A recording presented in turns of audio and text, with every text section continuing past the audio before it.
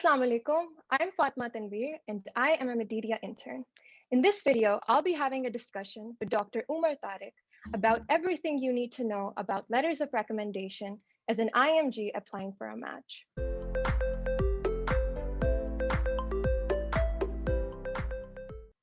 Now, before we begin, I'd like to state that a letter of recommendation is a formal document that validates someone's work, someone's skills, or their academic performance. And you may be asked to submit one at many different stages of your career. In this video, we will have two parts. The first one will address the recipient's perspective, while the second one will address the writer's perspective. Let's jump into it. Assalamu alaikum, Dr. Tariq. How are you? Assalamu alaikum, Fatma. Thanks for having me. I'm good. How are you doing? I'm great. So let's begin. Sure. And thank you very much for doing this. Thank you for taking the initiative and putting in all the legwork of compiling the questions. It's a lot of work and I appreciate your effort. Thank you so much. It's an honor doing this. So question one, let's start with the very basics. Why do you need a letter of recommendation?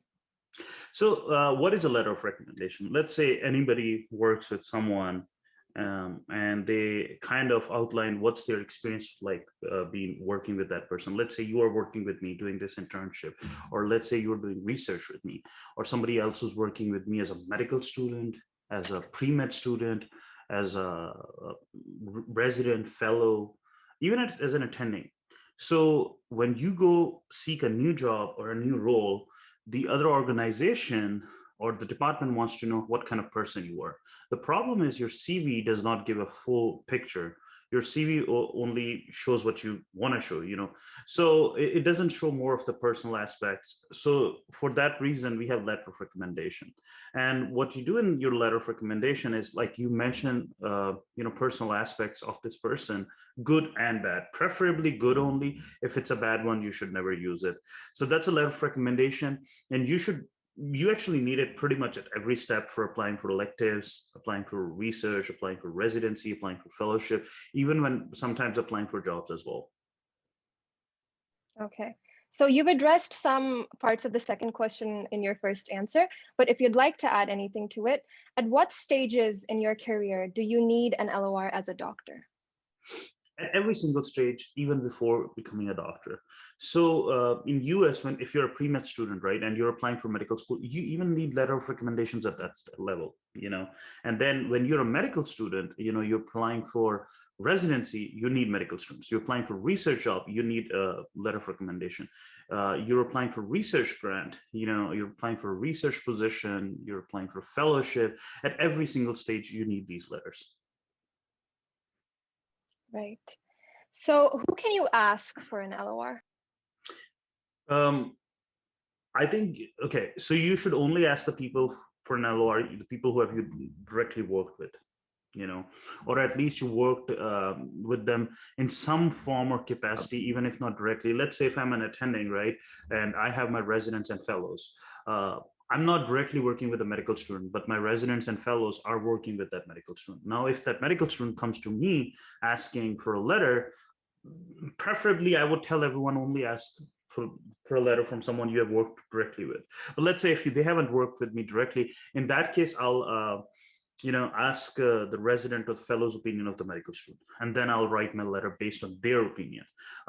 Typically, I would not recommend you to get a letter of recommendation from somebody who's in training, like a resident or a fellow, but still people sometimes do that.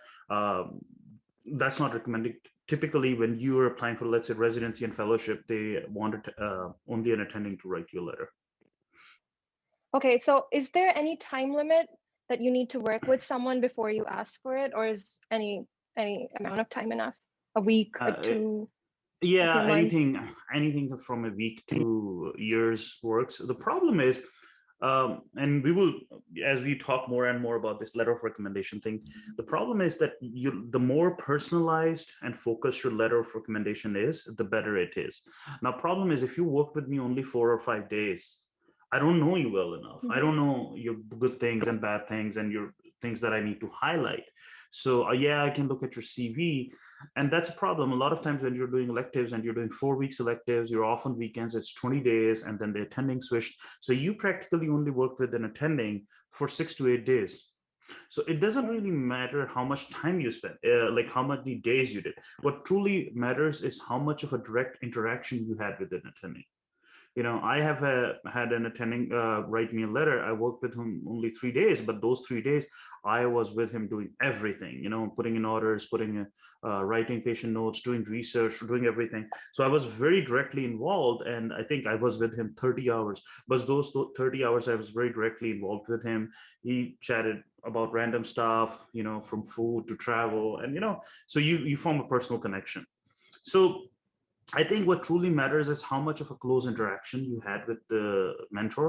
Also, one thing I would recommend sometimes, I don't want to say friends, but you become close to your mentors. You feel comfortable talking about things that are not purely clinical. Like I said, a lot of times you're taught, like a lot of my mentors, sometimes they will talk about sports, food, travel.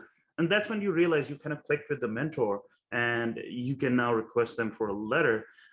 If you work with someone who's an introvert and you're an introvert at the same time, you didn't get along, you didn't talk to each other much, it was purely very to the point discussion, then you can still ask for a letter, but probably the person doesn't know you well enough to write you a very personalized letter. Yeah, just building up on that, how personalized do you think an LOR should be? See, the thing is that let's talk about that. If you're getting an LOR from your home country, typically what I've seen is they're not at all personalized. It's very generic. It's a copy paste for everyone. In US, it's very different. The problem is, I think, is if your LOR is not personalized, then it's not going to help you. It's not probably going to harm you either, but it's not going to help you. And if it is a personalized one, if I read a letter of recommendation and there are some things that are only relevant to this candidate that are mentioned, then I know that this mentor took time to write this letter. It's not a letter written within like 10, 15 minutes, copy paste. The mentor spent, few days, few weeks to write this letter. And as IMG, sometimes we think it's just, we ask for a letter and the mentor is going to write the letter in 2 hours. No, most of the mentors I know, they usually take weeks. Like if we should take like a lot of time writing our personal statements, months, but it's very much like writing a personal statement. So they put in a lot of effort. A lot of mentors here, if you truly work with them and you impress them, they will put in effort to, and they will take anywhere from days to weeks to write your personalized letter. If there is a letter that is truly personalized, then in that case, it truly helps you, because what they're doing in that case is they are highlighting and emphasizing the good qualities that you have in your personality as a candidate. All right. And right. One more thing that I will add is your letter of recommendation has to be a letter of recommendation. Okay. The reason I say that is, unfortunately, I've read some letters in which it says his English communication skills are poor. He's not easy to work with. He is pretty firm on his opinion, and it's very tough to convince him otherwise. Now, when you have words like these, sentences like these in your letter of recommendation, it's not a letter of recommendation anymore. It's like the other person is saying not to hire you. So the letter of recommendation needs to be a letter of recommendation. There shouldn't be anything even remotely negative. If it is, then it's not a letter of recommendation. If anything, it's like letter of not hiring, telling the person, please don't hire this guy, he's not a good enough candidate. So yeah, a letter should be personalized, and the more personalized it is, the better it is, in short. Got it. So now there's a hard situation. If you feel like you didn't leave a good impression on someone, should you still ask them for an LOR? So Fatma, I'll let you answer that. What do you think what you should do in that situation? I think, judging from your previous answer, you shouldn't. You need to find someone else, because it's not worth taking the risk.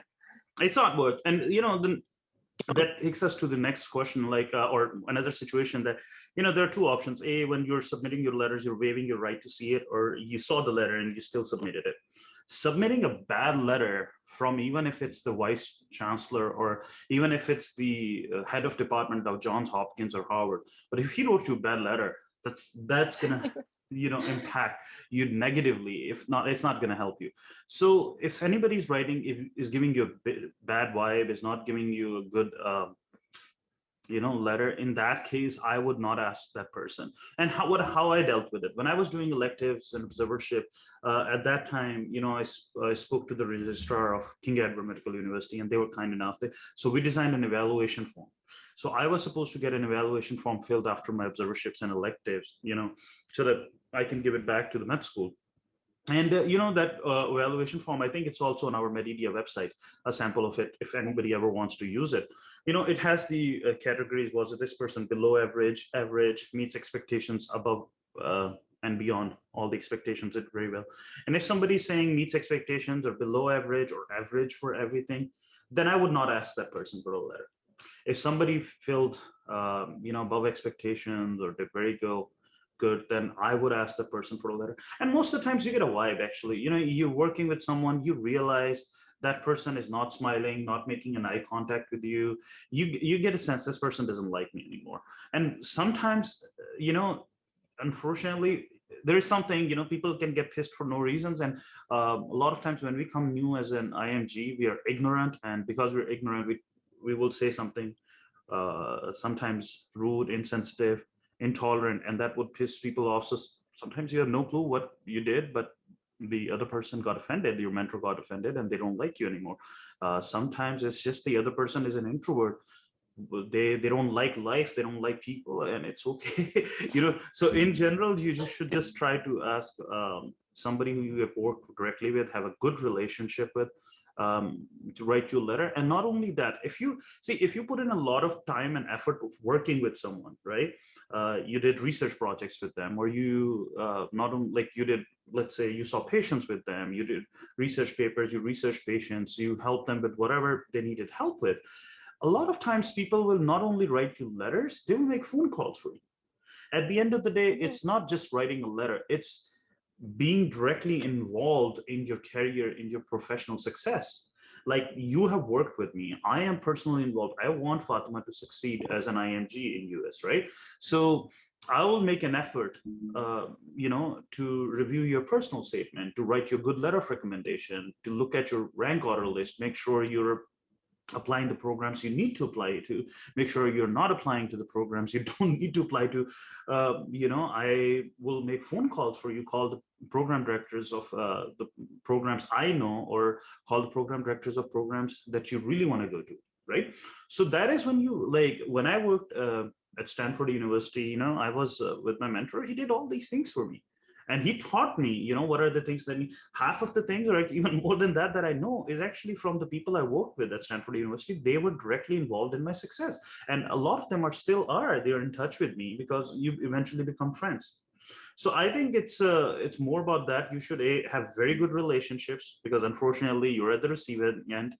You can't be in a situation, okay, I'm going to perform very good clinically and be a jerk otherwise. No, you should be a good human being and a good student. Okay, so yes, don't ask your letter from someone who you don't think has a good impression of you. All right. So first of all, thank you in anticipation. And secondly, I think the only time someone would feel like their hands are tied and someone would even consider asking someone who gave them bad vibes for a letter is, for example, if I'm a student and I, for example, spend $3,000 on an elective, but at the end, I did it for the experience, but also so I can get a letter of recommendation. Mm-hmm. And at the end, I feel like the person is prejudiced, or they're just hostile, or they don't like me. And at that time, should I just let it go and just come out of that program without an LOR? Instead of taking the risk. Yes, absolutely. Just let it go, suck it up, and just forget about it. But at the same time, that almost never happens. I'll say, yes, there are examples, but that almost never happens. In US, there are lots of checks and balances. Yeah, there might be somebody who might be a racist or have a discrimination against whoever, but they are typically not working with trainees. Most of the program, if you're And there are exceptions, but most of the programs, if you have whatever issue, if you're like, you don't like working with people, then they will be placed typically in clinical jobs. They wouldn't do any academic jobs in which they have to work directly with students, residents or fellows, most of the times. And then, like I said, there are always exceptions. I've seen a lot of socially awkward people working with trainees, and it's always awkward, but this person is awkward and it's okay. So the problem is, if let's say there is truly a situation, then I think you should also raise alarm, that this person is very racist, is prejudiced against me. This person does not deserve to work with any trainees, So make sure the department knows, the university knows that you had a bad experience. And at the same time, I will also answer this, that if you're paying $3,000, even $20,000, I don't care whatever the amount is, nothing, absolutely nothing warrants you a letter of recommendation. It's not like, okay, so I paid the fee of $5,000 and now I should get a letter of recommendation. It's absolutely not. The letter of recommendation, so see, when you're paying fee for an elective or a rotation or whatever, you are doing what you're supposed to do, like you're paying your medical school fee. That none of that money goes to your mentor. Okay, it only goes to the university. So when your mentor writes you a letter of recommendation, he doesn't have to. It's not a part of his professional duty. It's more like a professional or personal favor to you, that he's trying to help you out. Yeah. So see it that way, that don't just, okay, I'm going to just do my job and then ask this person for a letter. You need to go above and beyond, impress your mentor, and then expect that person to write you a letter. If you just barely met the expectations of the job that you were supposed to do, and then you go and ask that person for a letter, he might write you a letter, he might not write you a letter. So, and also one more thing, I think it's kind of an awkward conversation when you have to ask someone for a letter and you don't know. See, sometimes mentors know and they will like, yeah, I'll write you a letter and stuff. Sometimes you don't know if this person will be, and it's always a skill how to ask for a letter, and that truly depends what situation you're in. If it's easier when you're a resident or fellow or even applying for residency, but when you're a medical student, it's pretty weird. So my examples are, let's say, okay, I did an observership when I was in third, fourth year as a medical student in Pakistan, and I just told the person I was doing with the observership with that I need to apply for electives, and I will appreciate if you can give me a letter saying that how your experience was of working with me, and I will use that letter to apply for electives next year. And that really helped me. And then when I went for electives, I told them that I am applying for research jobs. So I will really appreciate if you can write me a letter of recommendation now for the research job that I'm applying. And why is this? I think you should try to excel and go above and beyond in all whatever you're doing, your rotations, your research, whatever. Then once you have done that, you think you have given it your best shot, then very politely, respectfully ask them for this favor of writing you a letter of recommendation. Okay. And if there is any kind of slight hesitation from them, oh, really, we don't know each other well enough, oh, you think it will help you, if there is any kind of hesitation, then you kind of get an idea that this person doesn't really want to help you. And if there's somebody like, yeah, that's kind of a subtle red flag. And if there's somebody like, no, oh yeah, absolutely, sure thing, I'll be more than happy to do that. You kind of judge from the response that they will be happy to write you a letter. But at the same time, you shouldn't come up with a bogus reason of letter of recommendation. I once heard somebody asking for a letter of recommendation during electives for naturalization, so that once they get residency, they get a visa, they graduate from their residency and fellowship, and then they apply for US citizenship after fulfilling the requirement, which was going to happen 10 to 15 years later, then they can use the letter. That person ended up getting, the faculty wrote a letter, but it was useless because it didn't talk anything about the communication skills, the patient care issues, and these are the things that are important. When I say personalized, see, I think talking to so many program directors, the number one concern they have of hiring an IMG is making sure their English communication skills are decent.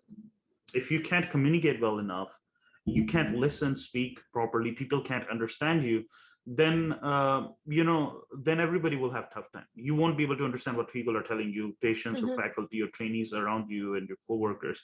So you will be in a tough spot. So these are the things. When a letter is written for an AMG and an IMG, it's kind of a different. It's a little different. In IMG, not only in IMG situation, they're not only mentioning that okay, his clinical skills are good, his knowledge is good. They're also mentioning, putting a strong emphasis that his communication skills are good, his English is decent, and he can survive here. Because just let's face the honest fact that English is not our first language. We're all the people coming from different parts of the world, and for a lot of us, English is our third or fourth language. It's not even our second language.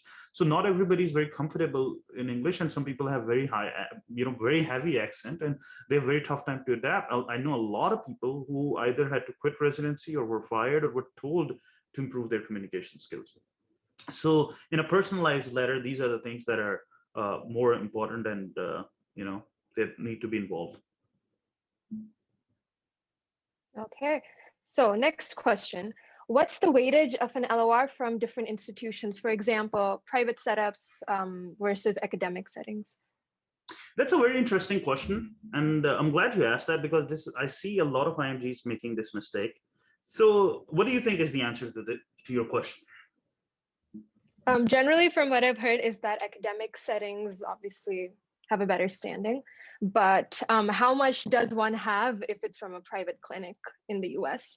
So you're getting it from a doctor who's an MD, he's in the US, she's in the US, but not in an academic setting. Yeah, I beg to differ a little bit here. And I think this is one of the biggest myths that when I talk to people back home in Pakistan or any other country, when they don't know a lot, these are the things that they come up with. Like, okay, a letter from Johns Hopkins or Harvard or Stanford or UCSF, or Cornell, all of these places is better than a letter from anywhere else. No, absolutely not. You can't look at it like that. Really? Yeah, you can't look at it like this. It doesn't matter where the letter is coming from. The first thing you need to know is look at the letter, judge the letter objectively. Is the letter personalized enough? If I get a letter from Johns Hopkins or Harvard saying that my communication skills are poor, I'm not easy to work with, so then it doesn't matter. And that's the problem. What I see a lot of IMGs doing is like, there was a horrible letter written from Hopkins or Howard, and they're still using it. And I'm like, why are they? But it's from Hopkins. I'm like, but it's bad. It says you don't do a good job. No, but I got to use it. I got to prove that I was at Hopkins and I got a letter from them. Letter from Hopkins does not mean anything unless it's good. So the number one thing is not where the letter is coming from, not even who is writing it. The number one thing is that letter good enough? Does it say good stuff about you? Is it personalized? Now let's talk about this. Yes, you have a letter that says good stuff about you, is personalized, and you have a letter from a private clinic and Hopkins or Harvard, and you're the bigger in that case, yes. So there are different things. It's kind of a layered answer to this, that the letter needs to be good enough. Yes, if you get good letters from bigger places, it helps. But at the same time, there's also another one more thing that I would add here is, let's say if there's a program that has residency, and takes IMGs, and you get a letter from there, and then you apply for residency to that program, that letter is going to probably help you more as compared to a letter from Hopkins or Harvard, because you work directly with them and they know you. And not only they know you, they know the person who wrote your letter. They know this guy's an honest, excellent clinician. He doesn't write good letters for no reason. This person knows this. And so it's a mutual level of trust, right? If I know somebody personally and I know that person wrote your letter, there's a trust factor that I know this person and he wrote you a good letter. So that would rank above than any letter coming from Harvard or Stanford. That being said, yes, if let's say I don't have personal connections, your letter is not personalized, doesn't say good, like it's just a generic letter, then yeah, I guess, a letter from a bigger institution will help. But a good letter, if it's coming from a private practice or a lesser known university versus a good big institution, yeah, it would have its impact. But at the same time, that is if the mentor did not have any direct contacts or communications or contact with your program. If the mentor knows directly, it could be, for example, let's say the mentor runs a private clinic, but the people at the residency program know him because they send patients to him.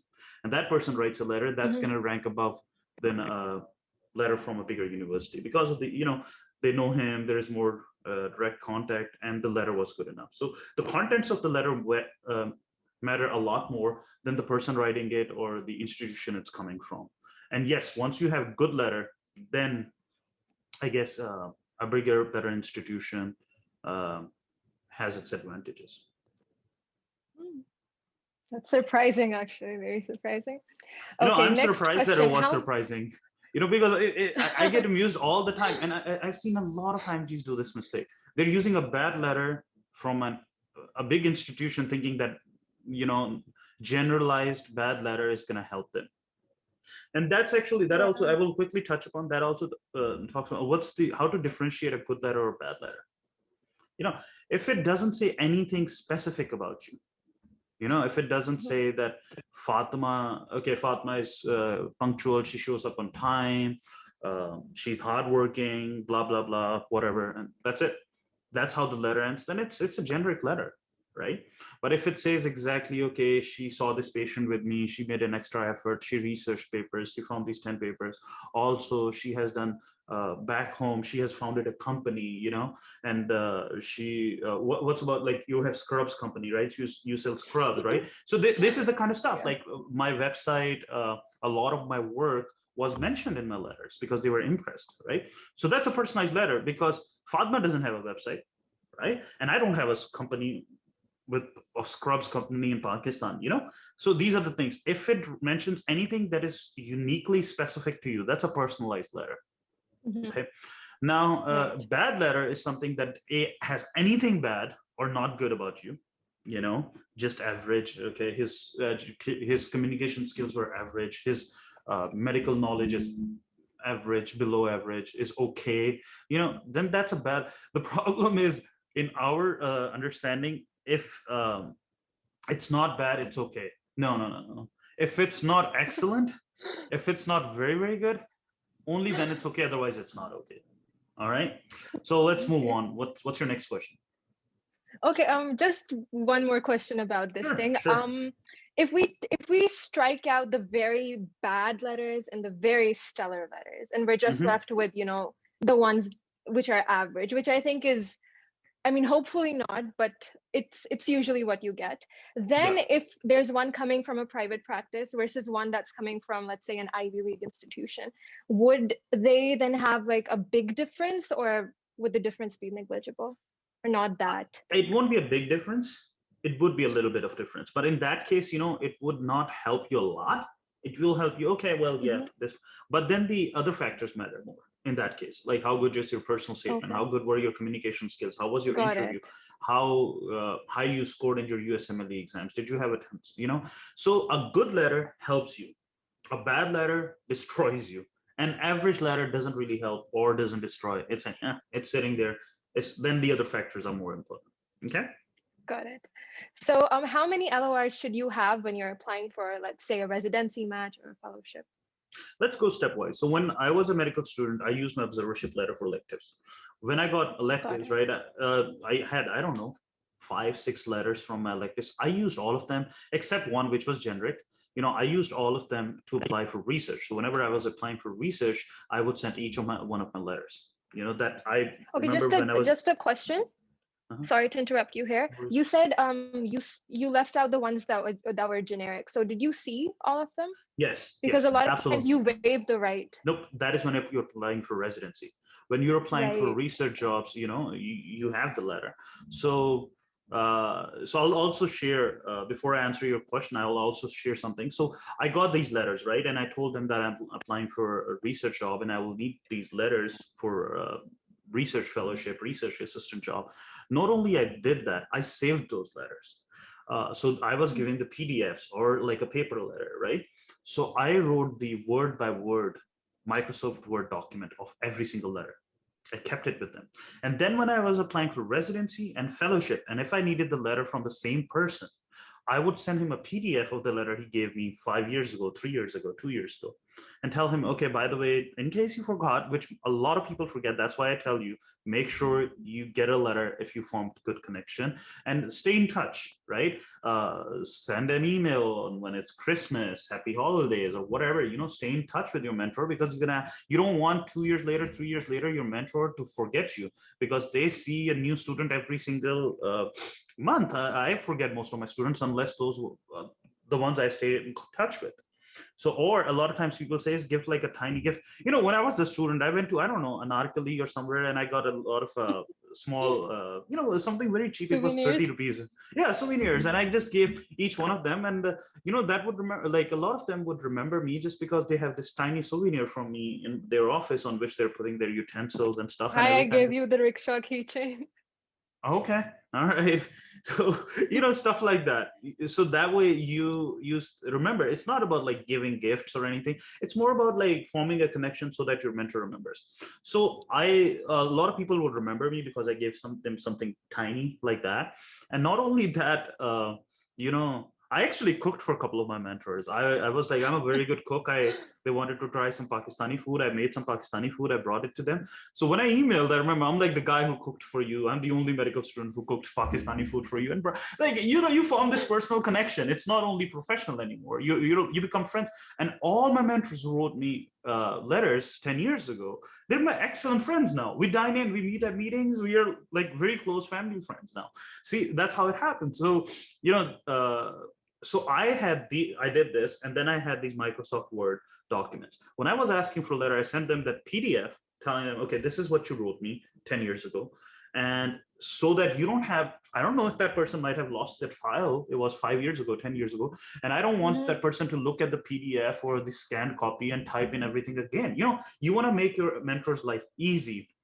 So I'm like, just so that it's easier for you to do all this, I wrote the entire letter for you so that you can make whatever changes you want to make and send me a new letter. So that way it's very easy for you, your mentor, to make the changes within an hour and send you a new letter, as compared to if they have to rewrite the entire letter from scratch. And the biggest reason, I will tell this I'll say this as a mentor myself now, the biggest reason you would not write someone a letter or not write a good letter is you don't have time. You're very, very busy, right? I would, like, if I have to pick between giving 2 hours to my family or my work versus writing a letter for you, which one would I pick? Which one would you pick, right? So if you make my job easy, I will put in that more effort to write a personal letter, personalized good letter, as compared to, if you're like, I don't even remember your name, and you're like, oh, I worked with you 3 years ago. I was this student doing observership. Can you write me a letter now? I don't even remember anything about you. Then I'm just going to copy paste my generic letter and send it to you. Okay. So back to the question. Yes, back to the question. Yeah. I think it depends what you're doing. If you're applying for research, you should use all your good letters. It doesn't matter. Even if you have 20 letters, use each one of them. Each one of my research job, like I had offer from Harvard, and I used a letter from Johns Hopkins. They really liked that letter. I didn't join them. I had an offer from UCLA. This was also and 2 from Stanford. And I was in a situation where I had 4 different research job offers, and all of them were because of the stellar letters I got. Now in residency, it's different. You need 4 letters. Can we speak about minimum? So there is no minimum. For research, how many at least should you have? Okay. 99% of the people don't even have 1 letter. So there is no minimum. This is all added advantage, that you would have. This is like an icing on the cake. See, what it does is, like, if I'm looking at a CV and this guy has 4, 5, 3, 2 letters from US universities and everybody's saying good stuff about it, I'm like, okay, this is not a guy who would be rude to me, who would be disrespectful, who will not be punctual. He will show up on time, put in hard work, do everything that needs to happen, as compared to somebody who is just like, oh, I have awesome USMLE scores, 260, 270, and that's it. He doesn't have a letter. I don't know this guy.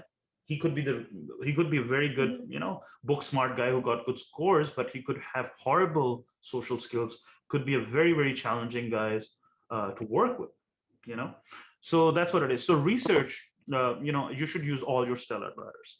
Then for residency, you can use 4 letters per program. So you can switch Okay. letters for program.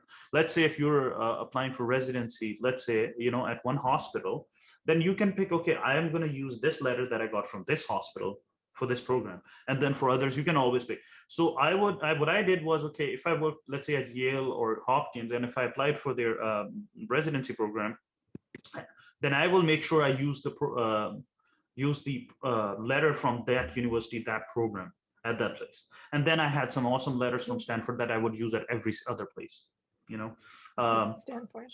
Yeah, so that like, and if I'm at any other place, then I'm like, okay, I'm going to use my best letters. It doesn't matter where's this letter coming from. If I have a letter from the guy who I did observership with it in a private clinic, he wrote me a better letter than the ones from Stanford or Hopkins, I'm going to use those letters because it says more about me and it's a better letter.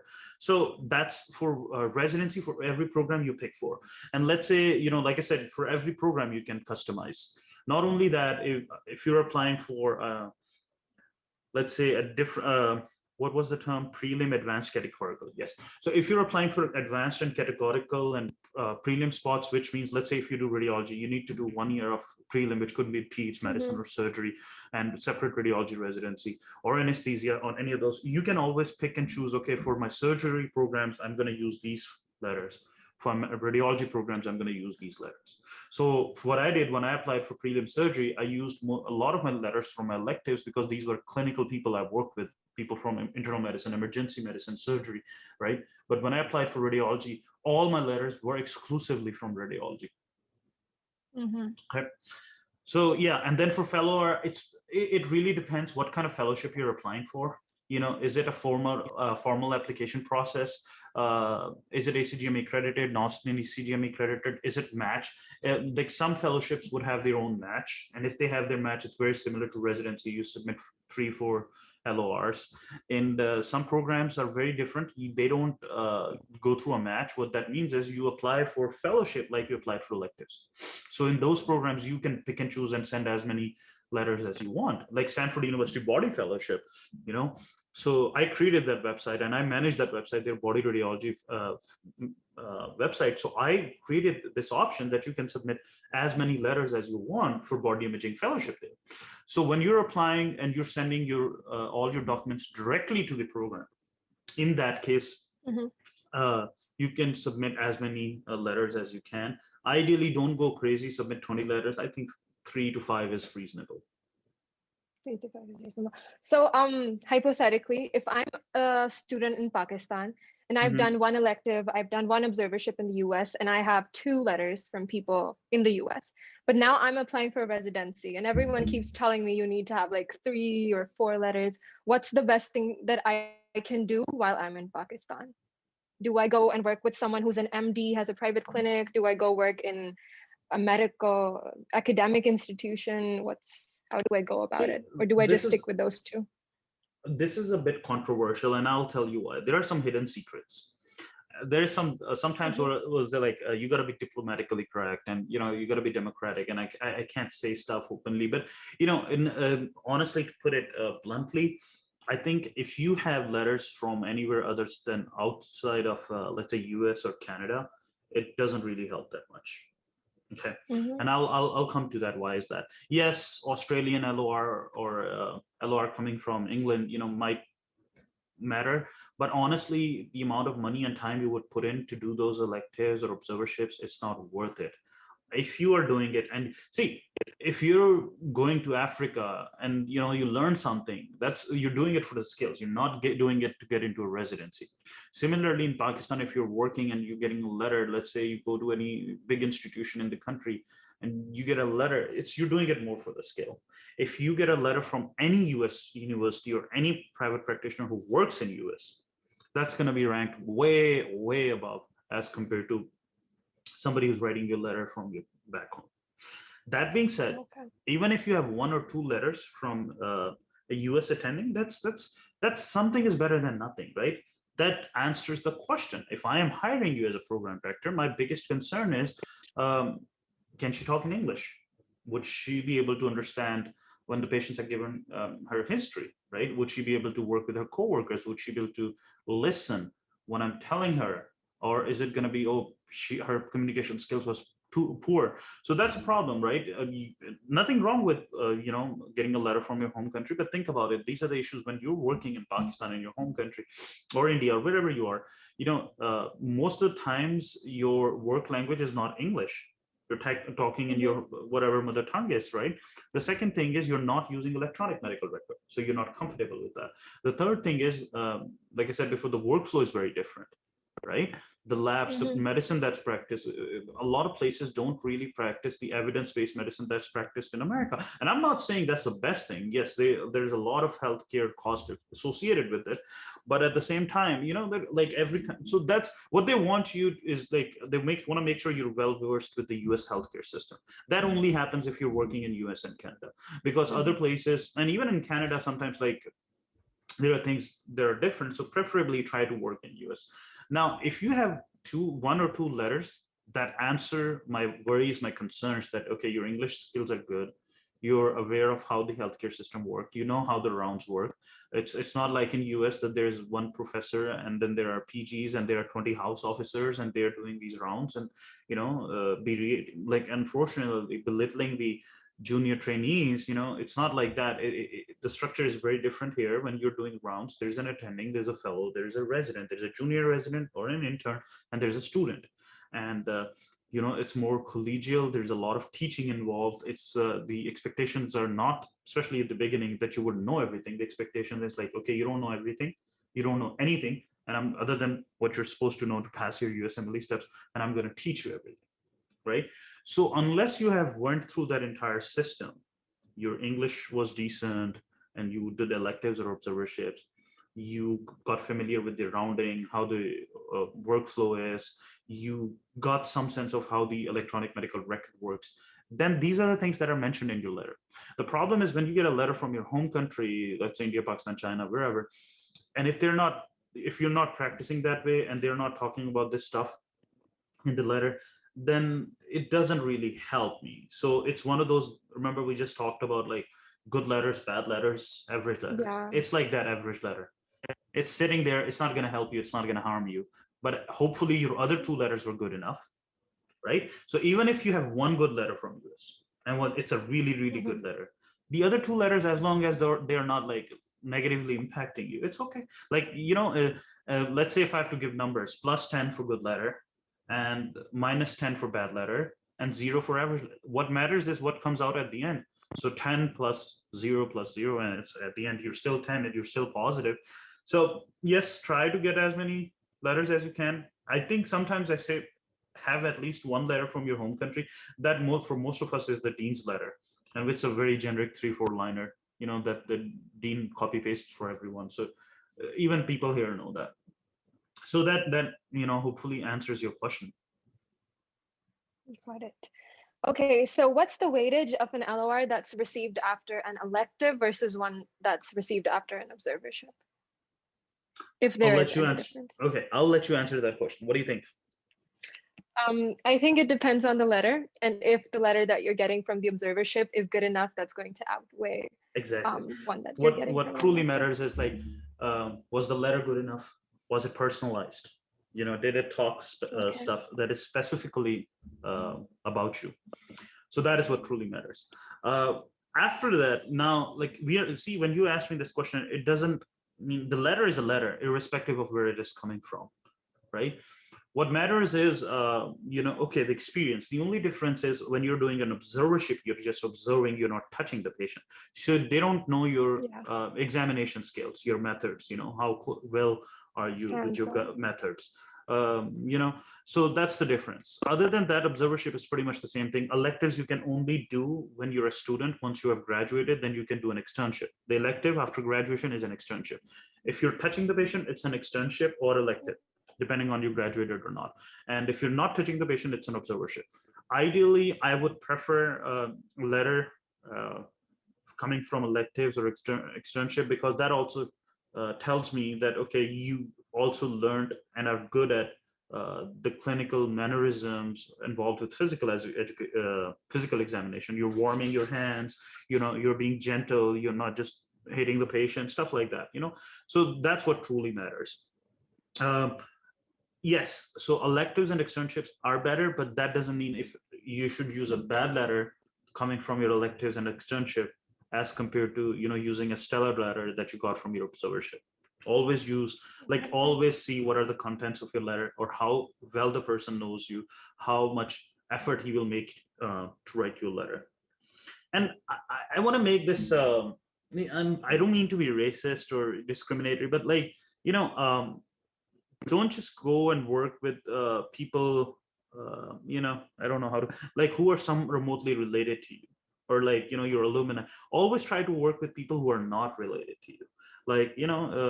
Don't just work with Pakistani alumni and all that. And there is this, depending on which program you're going to, sometimes what I've seen is they kind of sense that, okay, you had some kind of, some people work with their uncles and aunts, and they're they have their nieces and nephews work with them. Just there's a put in that bias. there is a bias, right? People So will there be is suspicious.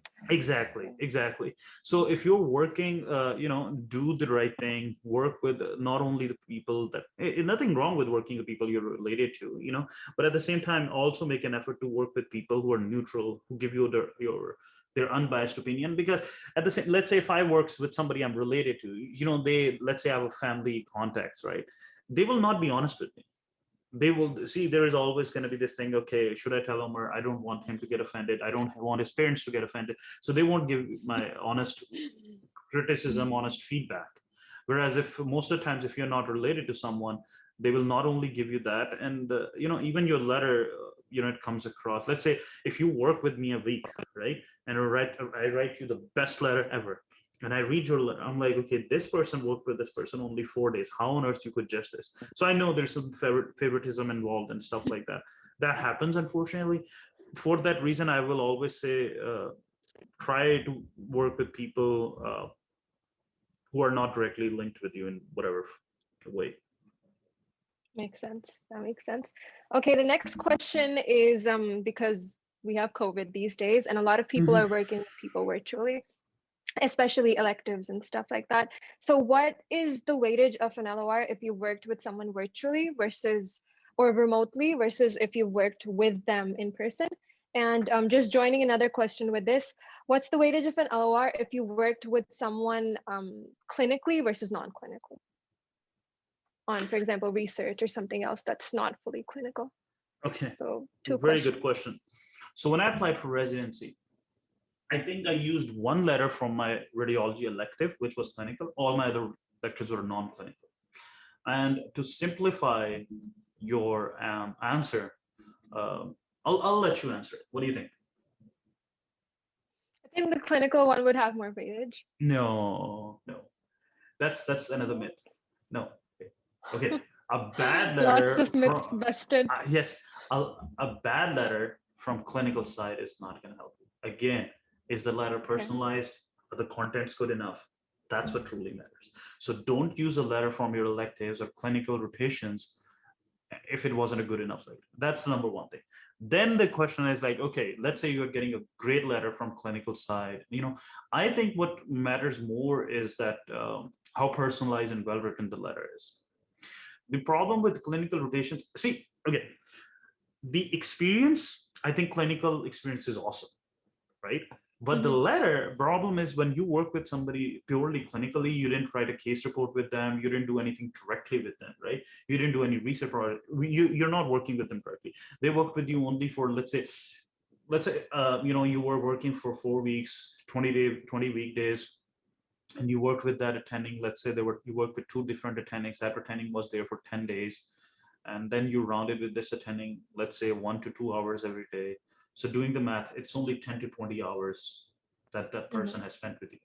As compared to when you're doing research work or whatever work, medical assistant work, you're more directly involved. There's more day to day. You sit together in meetings. They get to see how you're presenting, how you carry yourself, how are you punctual or not. So it's more, they get to know you better. The fact that they get to know you better, they can write you more personalized letter. So in clinical side, yes, let's say if you did an externship for 6 months or a year or 4 months, and your mentor knows a lot about you, you ate lunch with them, you sat together, you're comfortable with each other. In that case, yes, a clinical letter is awesome. But what truly matters is, yes, see, we're talking 2 different things here. Talking about an experience a clinical experience is better than a non-clinical experience for clinical specialties. Okay. Okay, like internal So that's medicine, going to look surgery. better on your CV. Yes, but for a letter, it matters is like which one was more stellar, right? That's what Right. it matters. So also, I will also add here really quick that in specialties like internal medicine or surgery or family medicine, this clinical thing matters a lot more because they're clinical. But then in other highly competitive specialties and non-clinical specialties, radiology, pathology, neurosurgery, plastic surgery, you know, uh, all these specialties. What matters is like the research, I think, matters more, and your research letters probably matter a lot more. So I hope that answers your question. I think what truly matters, like I said, is the content of the letter. And then, yes, experience in itself, the clinical experience is because of, you get exposed to those three things, the communication in English, working, the workflow, the electronic medical records, you get comfortable. So for that aspect, yes, it's awesome to have that experience under the belt. But at the end of the day, your letters are solely judged on how good it's written. Is it personalized or not? Okay. I guess if I summarize everything that you've been telling in all of these answers, in a nutshell, it's that content overrules everything else. If it's That's good true enough. in life in general, Right. whatever you do, content, if you're making a movie, I think the story of the movie matters a lot more than who's acting or how much money you put in it. And it's like whatever you do, like this video, if we don't provide value to the people who are listening to this video, if it's a pointless, useless content, nobody will listen. So whatever you do in life, make sure you're providing high value content. And when you write letters, make sure not to write generic letters. If a kid put in the effort to work with you, make sure you put in the effort to write a high value content letter. Right. Okay, so what does it mean to waive your right to see a letter of recommendation, and does it make a difference if you don't? Okay, I'll answer that, but let me go back really quickly and answer something from the previous question. So virtual electives are there's nothing like virtual electives. That doesn't mean that's a bogus term because of COVID, right? But when we were talking about rankings, electives, externships, sub-internships, these are the top ones. And we made a video talking about each one of them, but sub-internship is like you're doing the same job of an intern, but you're a student. Externship, it's like an electives after graduation. Electives, you're allowed to touch the patient and it's before graduation from your med school. Observership, you're not allowed to touch the patient, and you can do this as a medical graduate or as a medical student. Virtual elective, it's a bogus term. You're seeing the patient remotely, but you're not touching the patient. In terms of ranking of experience, virtual electives comes at the bottom, even below observership, because you're not seeing the person in person, you're not shaking their hands, you're not making any eye contact, so your mannerisms, your professionalism is not really exposed, and I don't get to check it. All I'm seeing is how well you come across in this video call, Zoom call, right? So if I have to rank, that's going to be the lowest form of experience. And then again, the letter, if you get an excellent letter from virtual elective, that trumps your bad letter from your electives or externship. The contents of your virtual elective letter will vary a lot more. So now, coming to your question, see, when you're applying for residency or fellowships that go through the match process, right?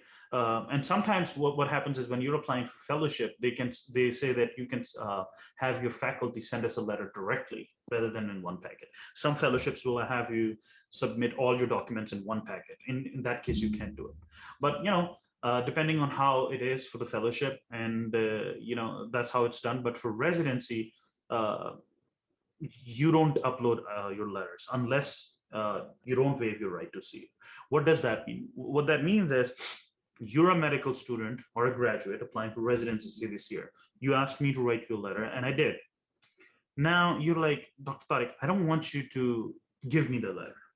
I don't want you to do that. I want you to upload the letter without showing it to me. So you will be blinded, and I can say anything about it. It's a more honest letter, because I can say, okay, Fatma was a little awkward. She's not punctual. I can say whatever I want. And I know I wouldn't ruin my personal relationship with you as a person. So that's considered more honest letter. And I think you should always waive your right to see the letter. But then the question arises, how on earth would you know that if I write you a good letter or not, right? So that comes where, right, That's you the get a, dilemma.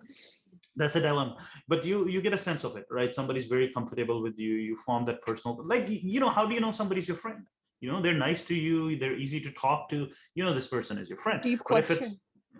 right, but then there are people, right? But at the same time, you don't know if the other person is you can sense that, okay, this person doesn't want to talk to me, so it's a sometimes you get a sense of, okay, this person is going to write me a good letter, or sometimes you won't. And then it also takes back to the little piece I told you earlier, that if you got a letter, let's say I got a letter during my electives to be used in my research, I knew this person wrote me a good letter. And I know this person will not go through the pain of rewriting the entire letter, because I sent him a Microsoft doc file of his letter. If anything, he's going to make changes to his letter and send me the new letter. So that kind of helps that, okay, I knew this person wrote me a good letter before. Nothing has changed in the middle. I didn't piss him off. I didn't email him 20 times a week, or something. So we still have good relationship. He still has good memory about me. Hopefully he will write me a good letter. So in that case, we will like to see the letter. But then in another awkward situation, a couple of times the attendings are busy, they have switched jobs, or they forgot you completely, they don't want to write you anymore, or they don't want to go through the effort of going to ERAS and uploading the PDF for your letter. In that case, you're stuck, you have to do it yourself, and you can't waive your right to see the letter. And if your attending or your mentor is not very receptive, is not replying soon enough, and he's like, I'm pretty busy, I didn't do this, you're stuck and you have to upload your letters yourself.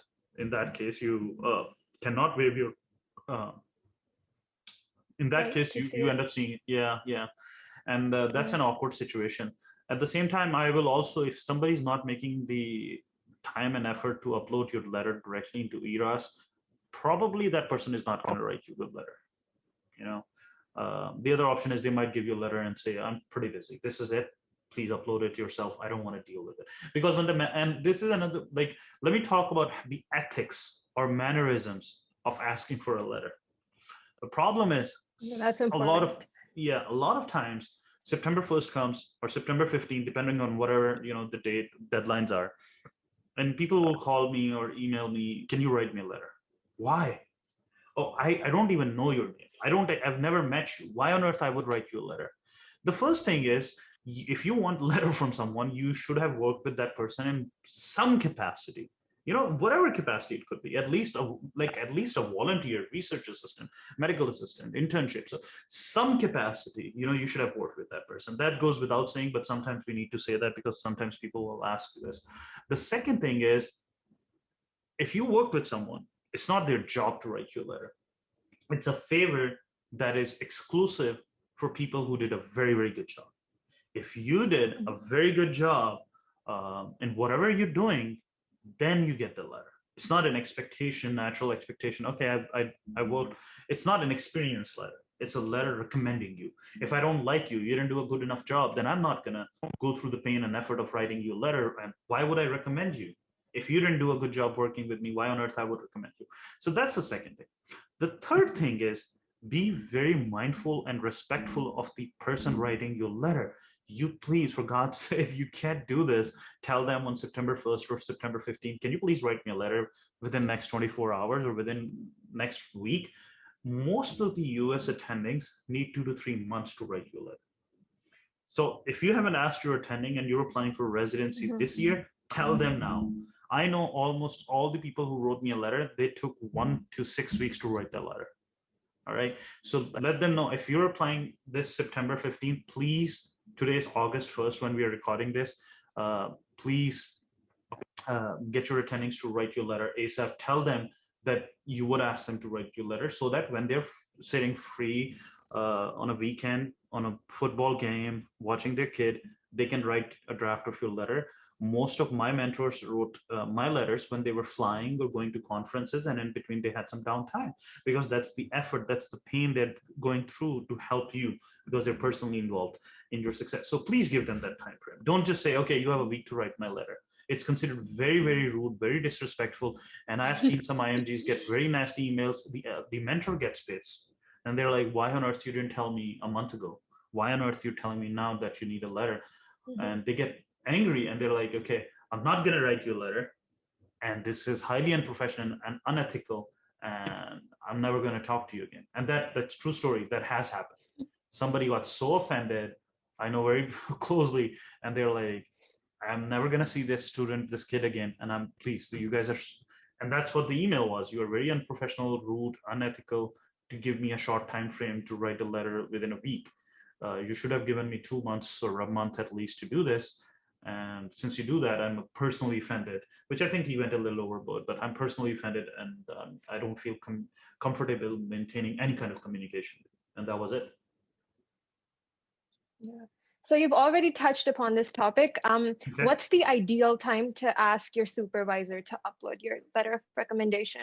For example, if I did an elective 2 years ago, but I'm applying for a match, there's a 2-year gap. So should I have asked my supervisor to upload it back then or now or anywhere? No, they can't upload it back then. They can only upload it once you have taken an ERAS token, which typically depending on the year, you get assigned an AMCIE in June or July. Whenever you pick an ERAS token, you give them the ERAS token, and then they can upload. I think that typically happens after September 15th. But what I mean is like uploading is not an issue. The issue is writing the letter. As long as the letter is prepared, written, sitting somewhere on the desktop, they can upload it whenever they get free time. But the issue is you give the attending enough time. So I would say anywhere from 6 to 8 weeks is reasonable. A lot of times people need 6 to 8 weeks. Okay. If you need a letter in September, please talk to them in June or July. Tell them that you will need a letter so that they can analyze you, observe you closely. See, if you're working with me, I'm like, whatever, this person is working with me. But if I know I'm writing you a letter, then I know, okay, well, I'm going to put in the effort to observe you, to write your good points in it. So I'm going to observe your personality, your work ethic, how you're dealing with patients way more closely. So let them know, preferably sooner. But at the same time, don't just go on your first day, okay, I will need a letter. No, impress them. Once they're impressed, and especially let's say if they give you a compliment, oh, that was a very good presentation, oh, you did a very good job with that patient, whatever, say, okay, thank you very much. On that note, since you think I did a good job, would you be okay writing me a letter of recommendation? So take the opportunity when you see it. Yeah, kind of, right? So, and that's what it is, right? So, but don't just let them know, can I ask you? And they're like, sure. And then before you leave, tell them that, that's what I'm saying. Preferably always get a letter of recommendation whenever you leave, or at least let them know, I would appreciate if you can write me a letter within the next couple of months. I will be applying for research jobs soon, or I will be applying for residency next year. And sometimes, people will be like, okay, you're going to apply for residency 2 years later, or you can ask me then. So that's why I say, if you're applying for research jobs or observerships, let them know that, okay, well, I'm applying for observerships, externships, and other things, and I can use your letter for that thing. And when I'm applying for residency, I would send you a copy of this letter if you're okay with that. If you don't think I'm being too pushy, well, you are being too pushy, but unfortunately, that's what you got to do. Okay, on that note, is it okay to use an LOR from a few years back? That's a good question. No, your LOR should be recent, and by recent I mean within past 3 months, preferably that year. If an LOR is dated like 2 years ago, 10 years ago, 4 years ago, a problem is what that means is you're not in good terms with your mentor, because you didn't feel comfortable asking your mentor to just copy paste the entire new letter with a new date.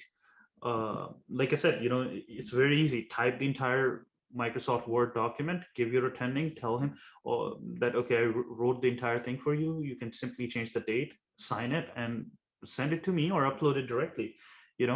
So either you didn't feel comfortable asking, or the mentor didn't think that you did that good of a job that he should take this extra effort of copy pasting or rewriting your letter with new date and printing it and sending it to you, or uploading it for you. Either way, it's not a red flag, but then it becomes more like, when we talked about good, bad, and average, plus 10, minus 10, and 0, then it becomes more to that 0 range. When it doesn't help, doesn't really impact. Try to, when you're applying for a residency, try to use letters that are recent, have been given within past 1 year. And when you're applying for research, it's different, because most of the people in research understand that, sometimes you don't get a research spot for 2 years, sometimes you get it in 3 months. That's okay. But for residency, absolutely try to use a letter that has been generated within the past 1 year. Okay, 1 year is a safe margin. Okay, if you did an observership or elective several months ago or a few years ago, what's a good way to ask for it today?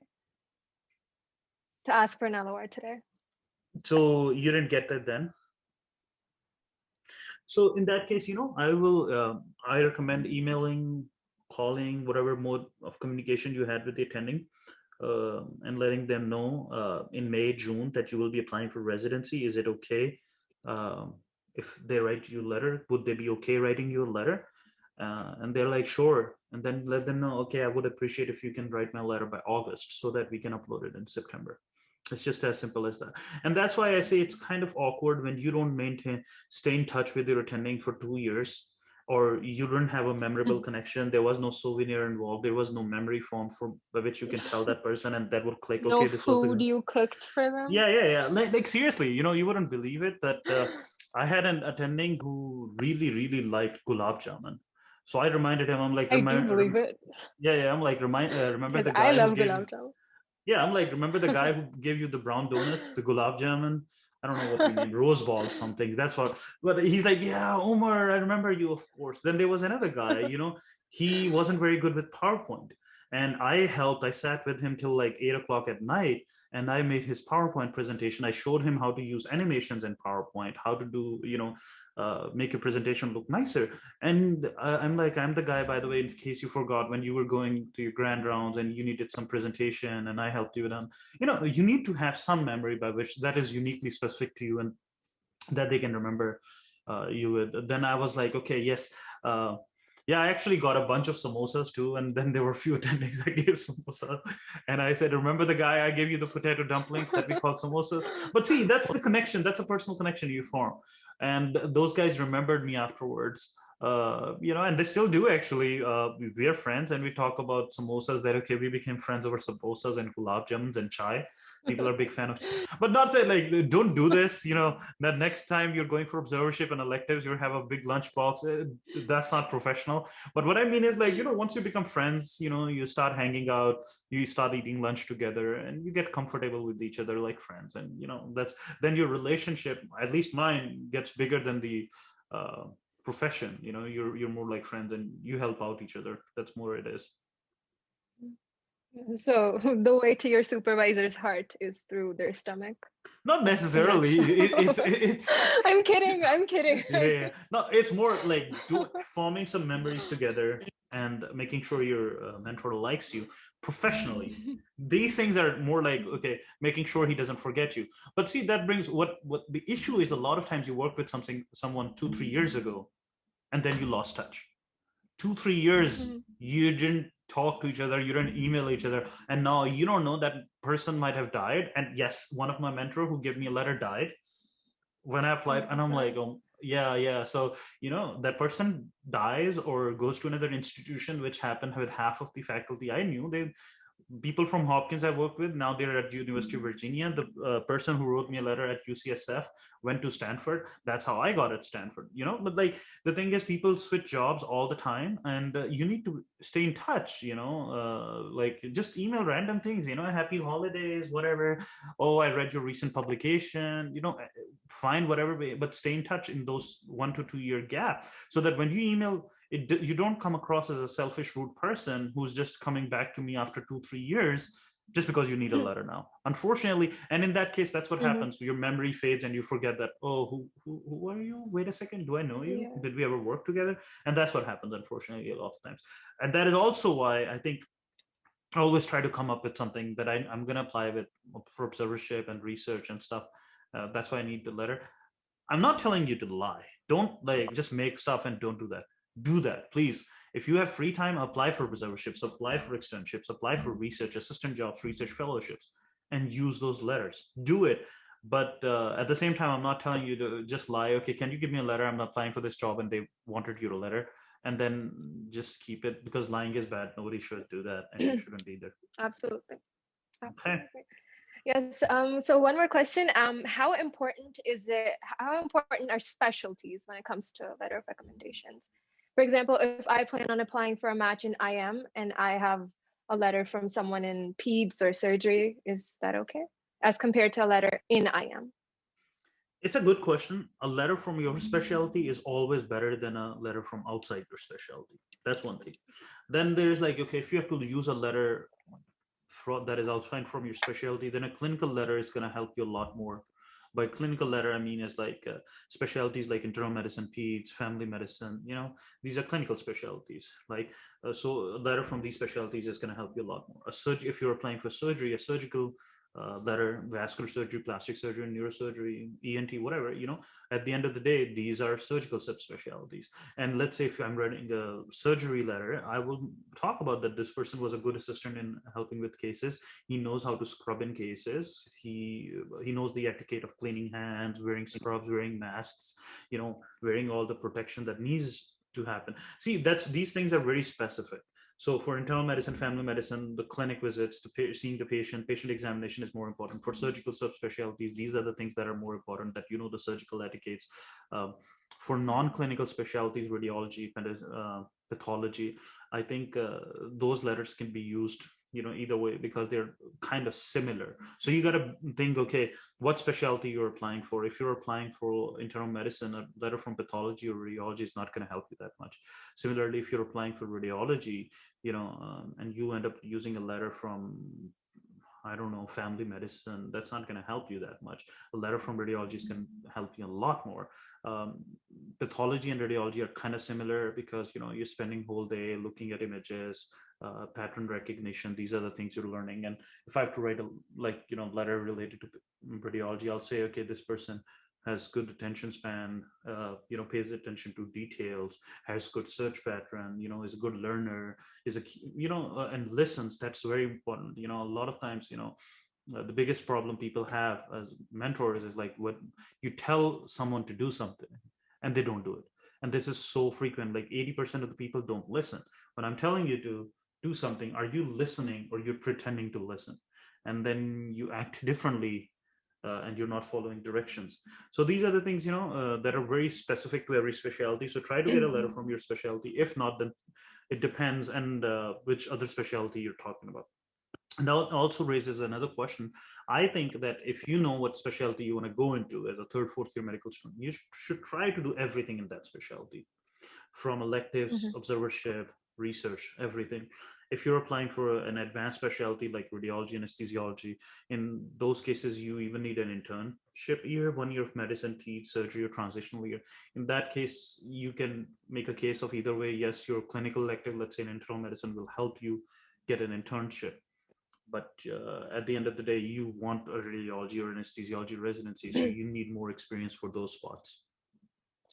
Okay. Okay, so we're almost done. Okay, now I apologize for putting you on spot, but hypothetical role play. If you're a student who needs to ask your supervisor, me, for a letter, what's a nice way of doing that? If you can just act it out. Sure. So, and what have I done with you? You've done, let's say, an observership for 2 weeks, and you want a letter for your residency. 2 weeks is too short. Okay, let's go for a month 4 weeks long at least. At least a month. All right. So, Dr. Tanveer, last name always. All right. Dr. Tanveer. That sounds good. Yeah. So since I was working with you as a medical graduate, I don't have a lot of experience of working in US. And I'm genuinely want to improve as a professional, as a doctor. Can you guide me on how I can do better? Any feedback that you can provide me, how I could perform better, and anything that I could improve that I lack, Go ahead, answer it. I'm putting you on spot. Will you give me a gulab jamun? Come on, answer it. Like, what would you say? I'd say it's been a pleasure working with you. I mean, hopefully, hypothetically, been a pleasure working with you. And I would love to help you out and write a letter for you and then upload it whenever you See, I didn't, when you you're have free. jumping over now. I didn't ask you to write me a letter. I asked you how I did, right? Oh, I didn't ask you to write me a letter yet. right. So now re-answer it. It's been a pleasure working with you.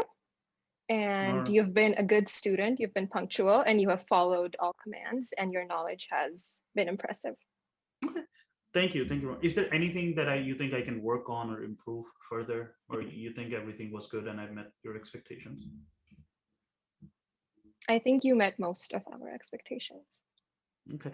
Is the ones I didn't meet, can I do something to improve on those? Do you mind sharing just for my own learning and so that I perform better in the future? I think you can work on your communication skills.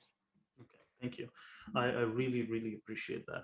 So since you think I did a good job and, and I promise you I'll work on my communication skills, do you feel comfortable writing me a letter recommending me for residency? I'll be applying for a match this year. Okay. Now, can I say I would love to write you a letter? Yeah, of course, right? But I'm intimidated by you. Now you're my attending, right? I can't do this anymore. All right. Okay, so the way I saw it, you were nice, and first of all, you asked for general feedback to see if I gave red flags or green flags. Yes. Then you saw that I was mostly receptive and I mostly gave a positive feedback. So you thought you can go ahead and ask me for a letter. Of course, yes. Okay. That's the exact thing. Like, because That's I good. knew that if you had told me bad things, which you didn't, but this is hypothetical situation, right? But I think that's how it should be. You should ask for an honest feedback. And yes, if the other person genuinely has something to tell you to improve, you should listen to that. You should tell them that you will make an effort to improve on that. And you should. It's not just like a drama that you're just playing and, like, no, please. Take this, you will never reach professional excellence. Nobody's perfect, but you can never reach that excellence if you don't continuously improve on your personality as a professional, as a person. That's why when somebody is telling you a feedback, and that person could be anyone, listen, act upon it, and try to improve. So yes, that goes beyond the letter thing, and all the people, during my elective, they were telling me stuff and I was trying to listen to a lot of them. Some were like, phenomenal, you're phenomenal, there's nothing you could improve, and I'm like, come on. I would probe them, please give me something negative, how could I improve? And then they're like, if you think somebody's giving you that good of a feedback, then, like, okay, if you give me that good of a if you're giving me that good of a feedback, then please write me a letter. And if they're like, no, I won't have time, or I don't feel comfortable, that's okay. Don't push someone to write you a letter. Never do that, because then it's either an average or a bad letter. Yeah. There's this quote that I really love that goes, worse than a bad review is to be ignored.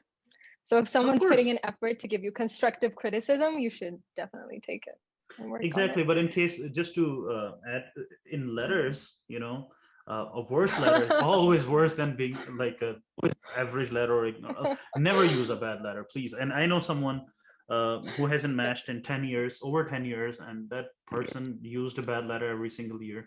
I know 3 different people who have used bad letters. And the reason they used bad letters were like, oh, this letter is from Hopkins, it's a great place. Oh, this letter is from externship, my all other letters are from observership. So people come up with these whatever excuses, or I'm applying for surgery and I want to use a letters from surgery, but it's a bad letter.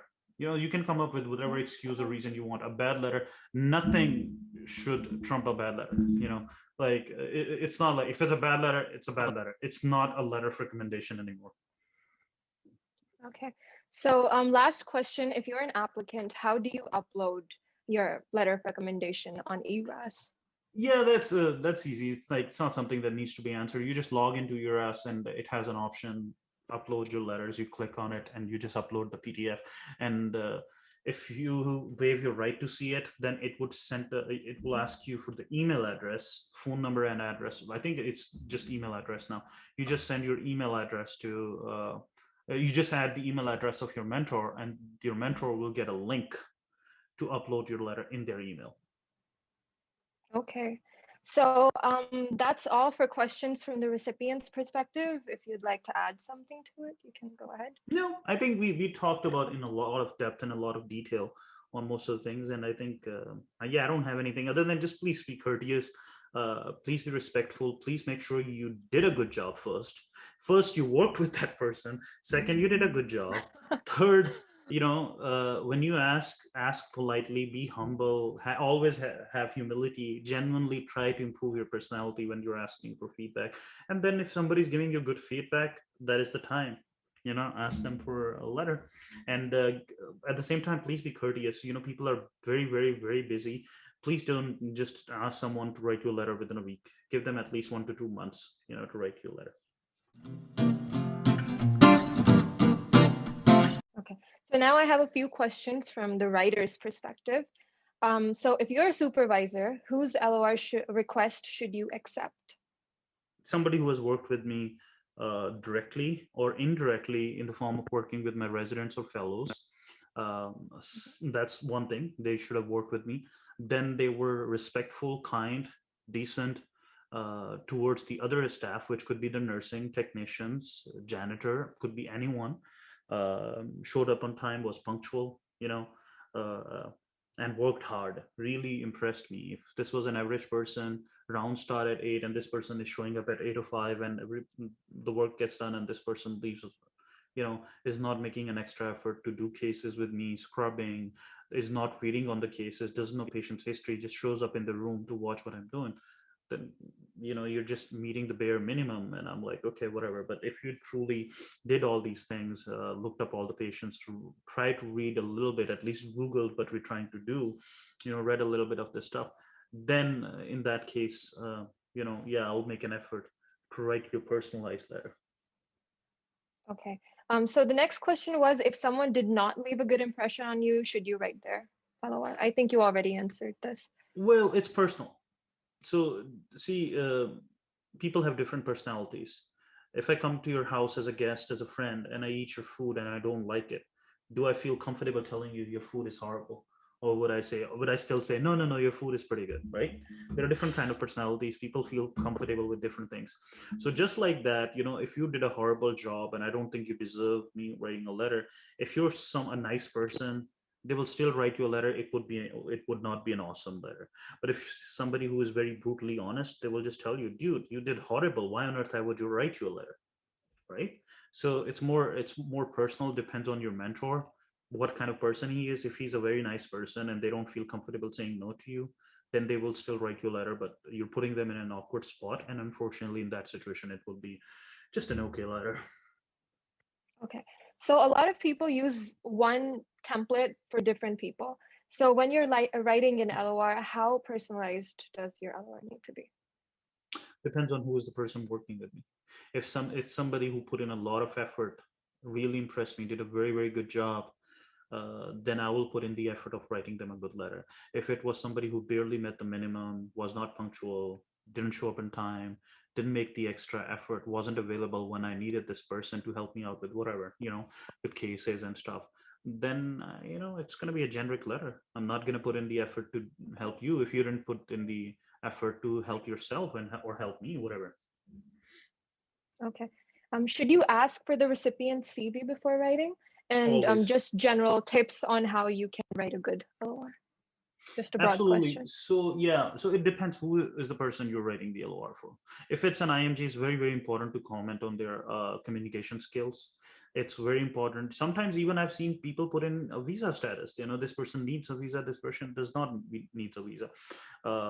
Stuff like that. But number one thing for IMGs is writing their communication skills. They got well versed with EMR. They understood the the workflow in US healthcare. They got comfortable with it, how nice they treated not only the patients, but the ancillary staff, the nursing, the technicians, the pharmacists, other people. Were they very arrogant or not? He was humble, he had humility. This person was a self-starter, he's a team player, he has humility, he works well with other, he's easygoing, easy to work with, so these are the things. And yes, absolutely, I would always ask for CV if I have to write a letter for someone. And that's what I've always done, and that's what people have done when I ask them for to write me a letter. So yeah, you should in short, you should always ask for a CV if you have to write somebody's letter. And the reason is like, sometimes you think you know the person well, but the person has done a lot more, and there's a lot more in their CV in terms of publications or other stuff. So a lot of times I mentioned about my website medidia.com in my CV, and every single person who wrote me a letter, they mentioned about my website because I didn't talk to them, but they looked it up from my CV, and then they looked up the website. So you should have mentioned that also takes us to another important question. Always have a very well prepared CV, so that because your letters are going to be based on your CV. Also, if you ask somebody to review your personal statement, send your CV with it. So CV is more like a professional reflection of what you are. Your letter of recommendation and your personal statement is more of a personal reflection of what you are. Oh, yeah. And that brings us to our last question for the day, which is what separates a good LOR from a great one?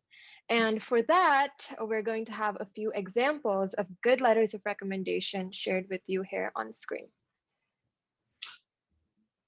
So here's the first one.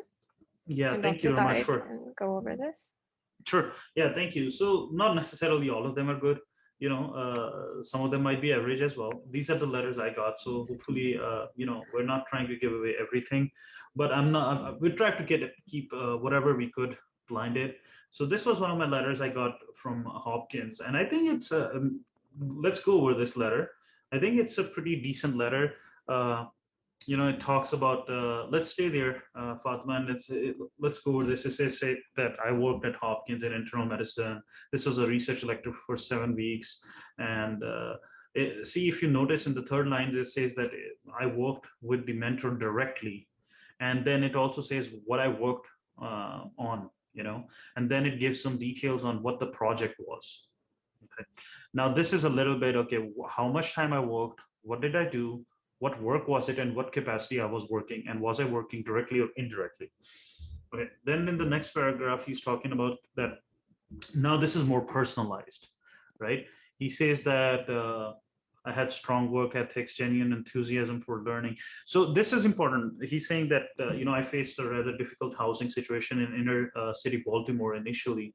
Like I couldn't find a place in Baltimore, and I had to stay at some unsafe places and got mugged, and all these issues happened. So he knew, because we chatted about that one day I was mugged and all my money was stolen and all that, and he mentioned all this in my letter.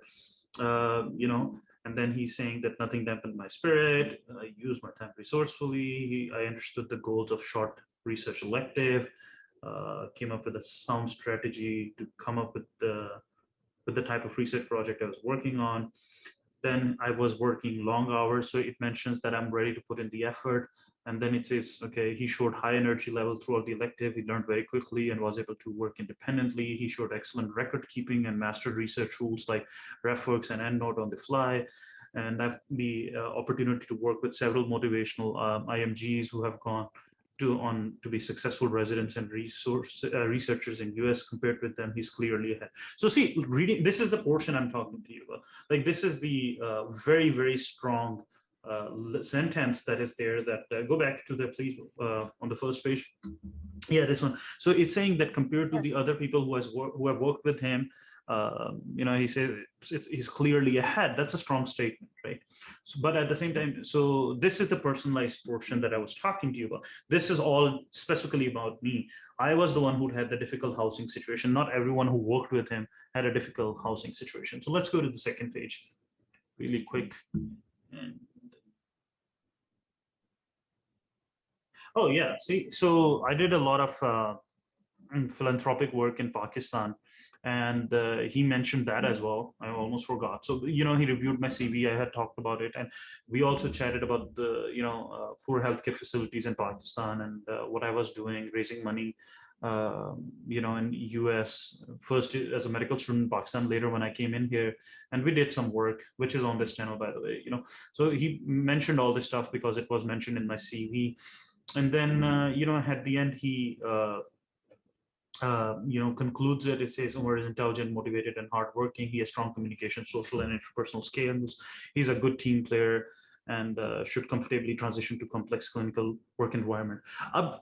Now the most important part is the last sentence, which is, I enjoyed working with Umar and wholeheartedly recommend him for a position with you.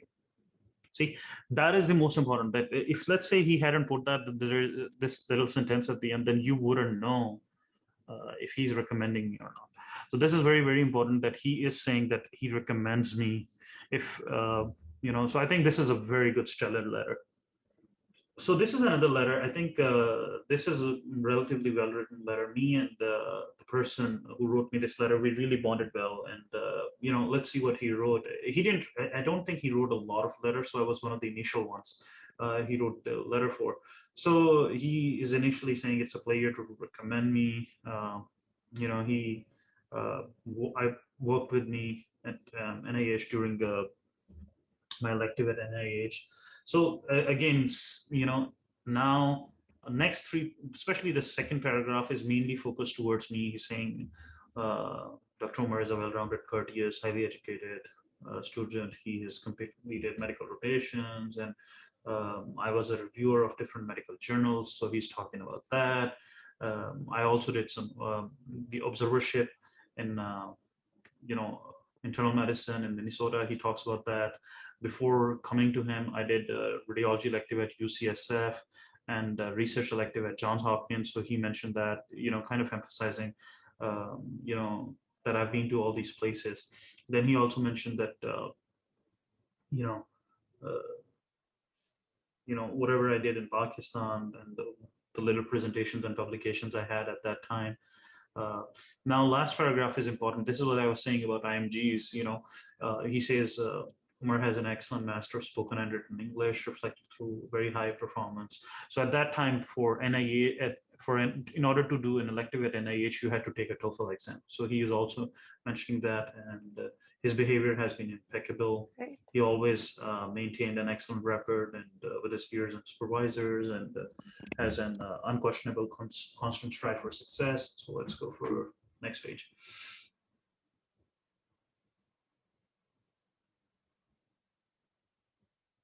So see, this is again very strong sentence that I do not hesitate to highly recommend him to apply for research visiting fellow position at NIH. I didn't get it. I applied and I didn't get it. But the good thing was I had this letter, and this guy's still a friend. So yeah, this one I think was a very good letter that I got. So let's go over this. Initially, like I said, when I was doing elective, I asked him to write me a letter. At the end of my rotation, and let's go over this. The first paragraph is typically, about why and how they know me. They're saying that I was a student doing radiology clerkship. Clerkship is pretty much like electives, so it's pretty much the same thing. And he's saying he has been extremely impressed by my attributes and skills. I'm confident he will excel in the program.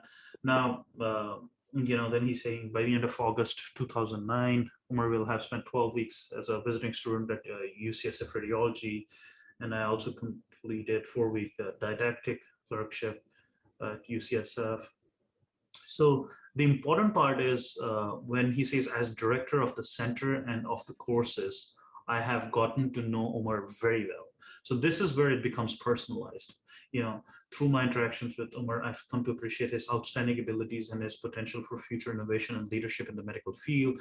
Umar personifies everything that I believe medical educators and research programs strive to find in students, trainees, and colleagues. He's an enthusiastic, inquisitive, dedicated, hardworking, personable, and highly intelligent individual who is equally successful collaborating in a large group of colleagues or working independently. He's a self-starter, creative, and is independently productive once he has received basic project guidance. So see, like, this is kind of these are all very good words that he put in. Umar's elective experience included training in various imaging modalities, whatever, and then Umar experienced an evening on call in the hospital shadowing a radiology resident. He presented the key imaging teaching findings from their on-call cases to his fellow students the following morning. This is generic, right? This is all generic part that probably will go in every single letter that he writes. And if I'm writing it, I would have this template as well. And this is one of the generic part. Now, let's go to the last paragraph. Umar has an active Was an active participant in class discussions and interactive educational sessions. His assessment of unknown cases revealed his impressive problem-solving skills, well-developed medical knowledge base, exceptional observational and reasoning skills, as well as his mature clinical judgment. He was always eager to research a variety of radiological topics beyond the requirement of the clerkship curriculum. At the end of the clerkship, Umar prepared and presented an outstanding class lecture on the diagnosis and management of colon cancer, which was informative, well-organized, and illustrated, as well as engaging and entertaining. He also prepared a second lecture, which was beyond the requirements of the course, on various aspects of quackery in his home country of Pakistan. It was fascinating. Now again, he's mentioning these are the things specifically about me. I talked about colon cancer and I talked about quackery in Pakistan. So he's mentioning that. So now, even as a reader, I know that this person put in a lot of effort writing these letters, because all these things were just tailored for me. So at the beginning of his clerkship, Umar approached me about the possibility of becoming involved with various projects, the learning center, and in my lab. One of the projects that Umar chose involves redesigning an online radiology teaching syllabus. I soon realized that Umar is an expert at web designing and other computer techniques involving interactivity. He has created and hosted multiple websites for himself and others. Umar made substantial contributions to our projects, putting in many long hours to work on it, often staying late after finishing his daytime clerkship activities. I've learned about Umar's. Now again, this part is again very focused towards me, right? Even now, the second paragraph is all focused towards me. I've learned about several of Umar's philanthropic activities as well. For example, he has organized a fundraising effort in his native Pakistan to supply respiratory devices, such as nebulizers, to patients who could not otherwise have access to them. He organized a system for acquisition and distribution of the devices. In a separate project, he raised funds for purchase of fans for patients' room, and this was in Mayo Hospital. This and more was accomplished while attending medical school, creating websites, conducting research, and all before the age of 24. See, again, these are very, very strong. This is all personalized, and these are very, very strong sentences that are recommending me very highly. So throughout his time at UCSF, Umar demonstrated an exceptional work ethic, creativity, as well as an eagerness to learn. He's quite personable, upbeat, and a team player. These traits and others will make him a valuable colleague in any training or research program. I strongly recommend him for your program. Again, he wrote very explicitly, very clearly, that he will very strongly recommend me. Not only talked, so this is a very, very strong letter. He talked about not only one thing, he talked about my web designing skills, he talked about my philanthropic activities, and he said a lot of good things, and there was nothing bad. And at the end, he kind of placed the icing on the cake, saying that he very strongly recommends me. Okay, so this was this one. So he went into a lot of detail about the projects that you've done, especially in Pakistan. So how does he know all of this? Did you have to bring them up in conversation, or did he get all of this from your CV? Everything was in CV. So that's why it's very, very important to have all this stuff in your CV, so that your mentors, and most of the times they will read about that in your CV, right? And actually that was, so I got a lot of electives because of this interesting things in my CV. And then I went there, the attendings will themselves initiate a conversation. Oh, Umar, by the way, I saw this in your CV. Can you tell me more about this? So don't lie, don't make up stuff that you haven't done, because people will ask you questions and try to get to know more about you based on your work that you've done in your CV. And once you do that, they will mention that in your letters. So I'm glad we're looking at this. I think this was probably one of the most generic letters I got. I don't know in retrospect if the person was very eager to write me. He did. He said he will write me a letter. Let's go over this. So I'm pleased to write a letter in support of the candidacy, as he was the director at Yale. I've worked closely with Umar during his 4-week sabai.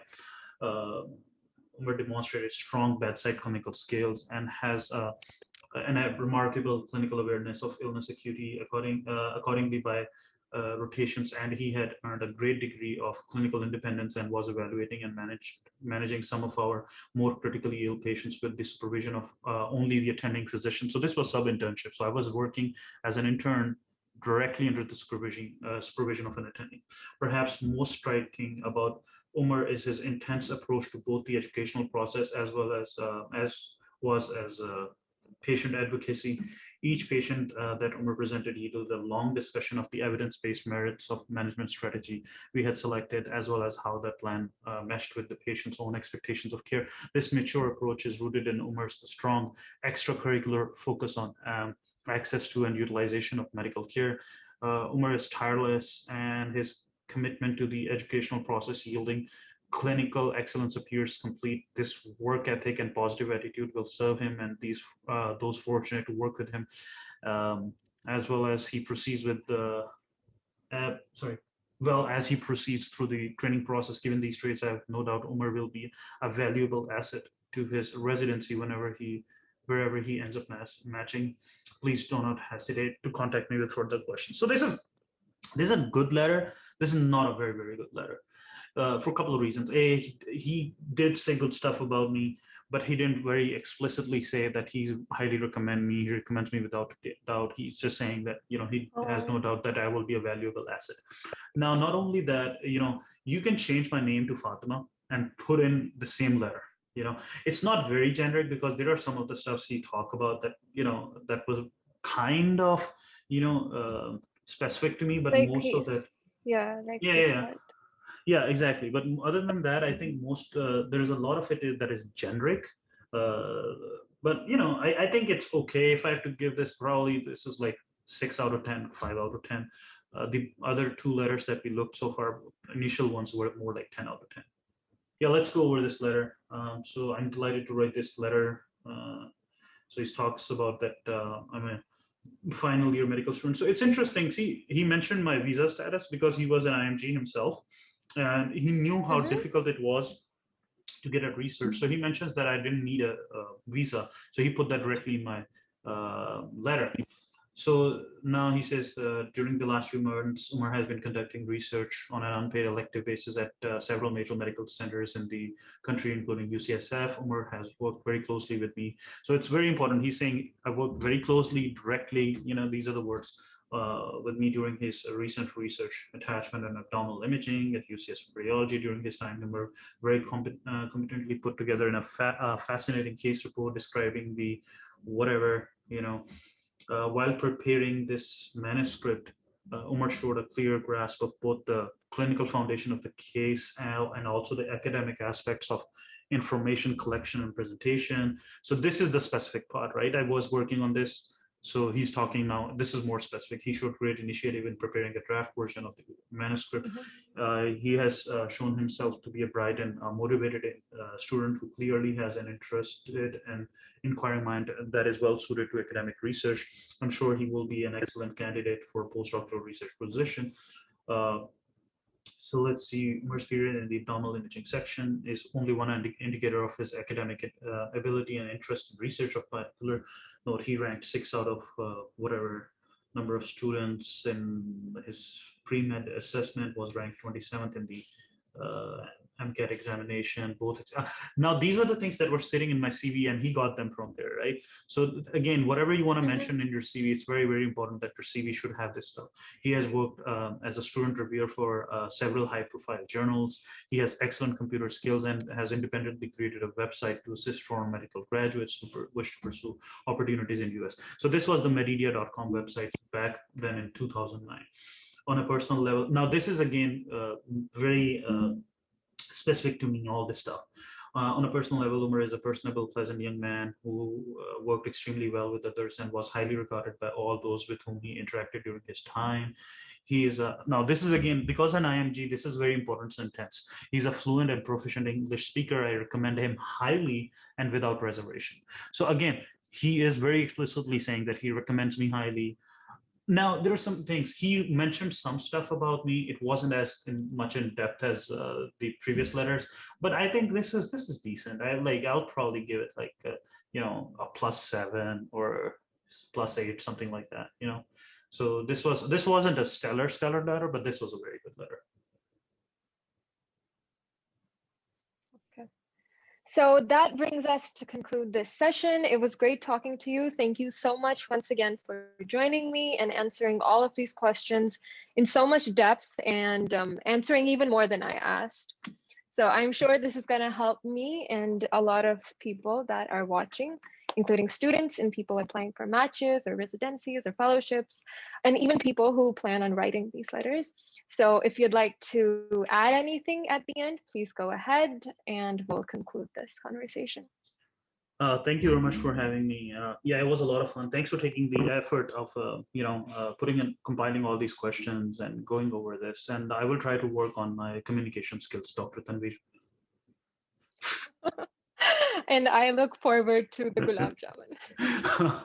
All right, thank you. Good job. Thank you for watching. Yeah, and like I always say to everyone, if you are in any of these situations that you didn't have a good experience, you didn't get the letters you were expecting, your letters are not anything compared to what I showed or any of these things, right? The most important thing, which is our motto of this channel, never give up, never lose hope. There are always ways around, right? You can now do longer full-time research. You will probably now understand the value of hard work and putting in more hours, trying to be more efficient, trying to improve yourself. You probably realize that how important it is to work hard and impress your mentor so that he can write you a good letter, and you will see more of that as a favor rather than, oh, you paid the fee of $4,000 and now you deserve, that's your right to get this letter. Just try to understand with these things. And like we always say, never give up, never lose hope, always work hard. And, eventually good things happen to only those who are hardworking and are patient. So hang in there. All right. And thanks again, Fatma. Thanks for having me.